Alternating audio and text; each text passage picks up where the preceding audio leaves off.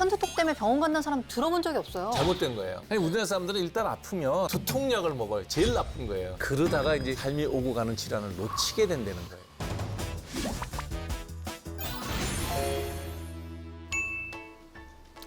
아, 이게 두통이 생긴 건가? 원장님, 제가 원래 두통이 없거든요? 뇌에 이상이 생겼나? 뭐 이런 생각도 좀 들고 좀 걱정돼가지고요. 딱 보니까 내가 보고 싶어갖고 깨병 앓고 온 거야.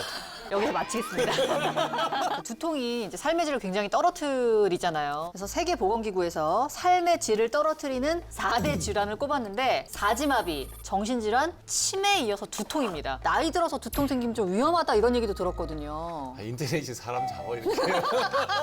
이게 이제 우리가 정신과 용어로 하이포콘드리아시스라 그래가지고 네네. 건강염려증. 아, 건강염려증. 그래서 우리 함익병원이 더 필요한 겁니다. 네. 오늘은 두통에 대한 이야기를 좀 해보겠습니다. 네. 어디부터 어디까지 아픈 거를 두통이라고 하나요? 두경부라 그러면 어디예요? 두부하고 네, 경부. 경부. 근육성 두통이 생기면 무릎도 아프고 머리도 아픈 거예요. 아, 그렇구나. 네. 아, 근데 이제 편두통 흔히 제일 많다고 하는데 이게 뭐 보통은 이유가 없다고 하는데 그냥 한쪽 머리가 아픈 걸 다 그냥 편두통이라고 하는 거예요? 아니요, 이게 주로 그렇게 생기는데 양쪽도 생기고 왔다 갔다도 하고. 저는 진짜 생소한 개념인데 얼굴이 아파도 두통이라고 한다면서요? 우리말로 뭐라 해야 되나? 군집 두통? 이게 약간 무슨 자살 두통이라고 불릴 정도로 너무 아프니까 죽고 싶은 굉장히 만큼. 통증이 심하다고. 눈 아프고 눈물 나고 콧물 나고 여기 아프고 여기 아프고 흔치는 않아요. 치통하고 두통은 다른 거죠? 치통은 치아에 염증이 생겨서 거기가 아픈 건데 네. 치통하고 좀 헷갈리는 게 3차 신경통이라고 이렇게 여기서 세 가지로 올라가요. 이쪽으로 가는 3차 신경이 눌리거나 그러면 어디가 아픈지 모르는 거죠.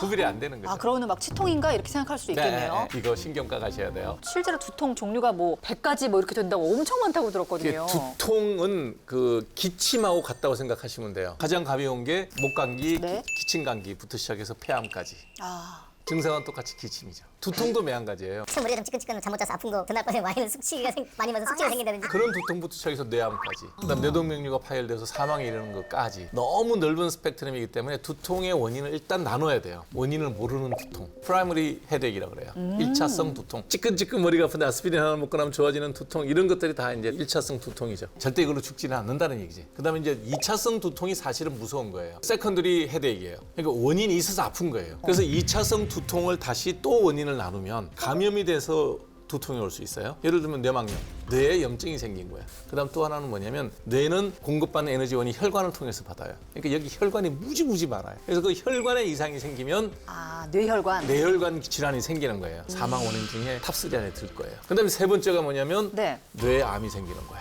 본 적이 없어가지고. 그쵸. 뭐 주변에서 본 적도 주변에서도 흔한 병은 아니에요. 그렇죠. 자, 그리고 2차성 두통은 자, 언제 병원에 가야 되는지, 그러니까 어떤 증상이 나타났을 때 병원에 가야 되는지. 제일 먼저 뇌에서 피가 나면요, 목이 뻣뻣해져요. 이게 안 돼. 환자가 누워서 목을 들면 네. 허리가 일어나요. 본인은 확실히 뻣뻣해진 걸 느끼겠네요. 그때쯤 의식도 없죠. 아, 의식 없구나. 의식이 명료해지지 않는다거나 열이 많이 난다거나. 열? 중요한 거는 고혈압 히스토리가 있으면 혈관이 잘 터질 거 아니에요. 네네. 네, 그런 분이 갑자기 픽 쓰러졌는데 의식이 명료하지 않다. 그러면 피가 새기 시작하는 거예요. 빨리 병원 가야지. 좀 두통으로 나타나는 증상은 없어요? 두통이 심하면서 네. 토할 수 있어요. 프로젝타일 보미팅이라고 그래갖고 이렇게 개내는 게 아니라 뿜어요. 그런 것들이 다 이제 뇌 경막이 자극받을 때 생기는 현상이에요. 뇌를 싸고 있는 막은 세 막이 있어요. 네. 안에 싸고 있는 듀라마타라는 게 있고 그 위에 지주막이 있고 그 위에 경막이 있거든요. 경막이 자극이 되면 그런 현상들이 생겨요. 8시간이 골든타임이에요. 이런 거는 그냥 대부분은 뭐 두통약. 편두통일 거야로 약 먹는 건 위험하대요. 아, 편두통 때문에 병원 간다는 사람 들어본 적이 없어요. 잘못된 거예요. 아니, 왜냐면은 편두통 때문에 왔다 그러면은 그냥 약 줘서 보낸대요. 아니요.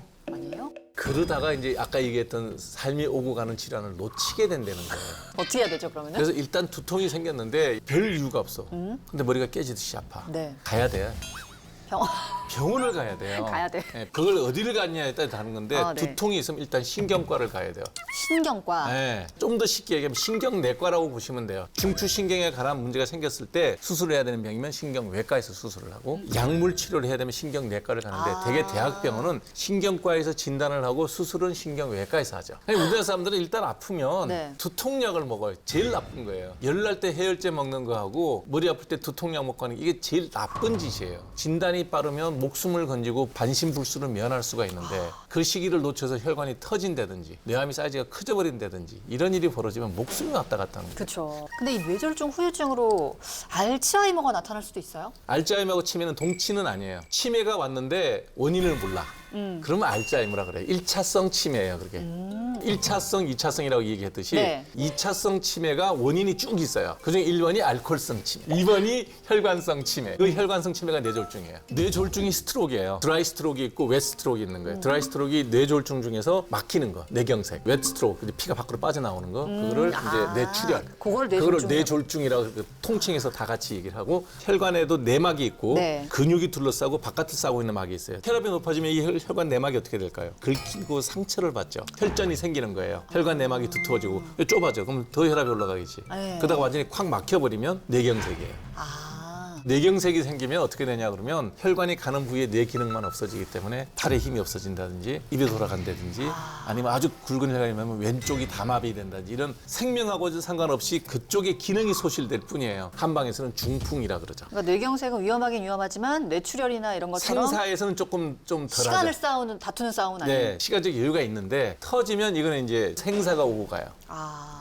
뇌동맥류는 약간 발병 원인 이런 게 있나요? 이것도 약간 유전인가요? 가족력은 뚜렷치 않은데 네. 그 뇌동맥류라는 게 뭐냐면 뇌는 이 혈관은 이렇게 자꾸 이렇게 새끼를 치거든요. 굵은 게 점점점 가늘어지고 또 가늘어지고 이렇게 되는데 네. 혈관이 얇아진 부위에 풍선이 이렇게 불 때 하면 이렇게 풍선 뚝 생기잖아요. 네. 딱 그러면 꽈리가 생겨요. 그래서 건드리면 터지는 거예요. 그러면 이제 피가 퐁퐁퐁 새죠. 제일 문제가 뭐냐면 겨울에 건강 방송에서 혈압을 낮추기 위해서는 운동이 필요합니다. 이거 방송 나가면 쓰러지는 분들만 봤어. 아침부터. 어젯밤에 봤어. 아니 오늘 새벽에 봤어. 네. 방송을 보는 순간 내가 해야 운동해야겠다 되겠다. 생각은 들잖아요. 새벽에 콜티졸 분비가 늘어나기 때문에 원래 혈압이 올라가요. 아. 누구나 날씨 추워서 말초의 간들이 싹 몰아들어. 콜티졸 때문에 한 5나 10 올라가고 날씨가 싸늘해서 또 한 5나 10 또 올라가고 올라가고. 운동 시작했으니까 또 또 올라가고. 올라가고 날씨 따뜻할 때 나가세요 그러는 거예요. 그래서 근데 만약에 이제 뇌질환이 있는 거를 모르는 상황에서 갑자기 쓰러지는 이런 상황 발생했을 때 어떻게 해야 되나요? 빨리 병원 가는 거예요. 안정을 취하게 한다 뭐 이런 거. 안정 필요 없어 빨리 가야 돼. 빨리 가요. 집에서 이게 뭐 손끝 이게 뭐 따고 뭐 하는 거 있죠. 네. 그런 거 필요 없어요. 갑자기 쓰러졌다 그러면 심장 아니면 뇌예요. 이상하게 우리나라 고혈압은 뇌 쪽에서 부작용이 많이 생기고 서양 사람의 고혈압은 심장 쪽에서 부작용이 많아요. 식사랑 연관이 좀 있는 것 같아요. 식사와 왜냐하면 서구 사회에서 혈압이 높은 거는 대개는 고지혈증, 콜레스테롤 수치가 올라가면서 그 콜레스테롤이 여기를 많이 막아요. 근데 우리나라 고혈압은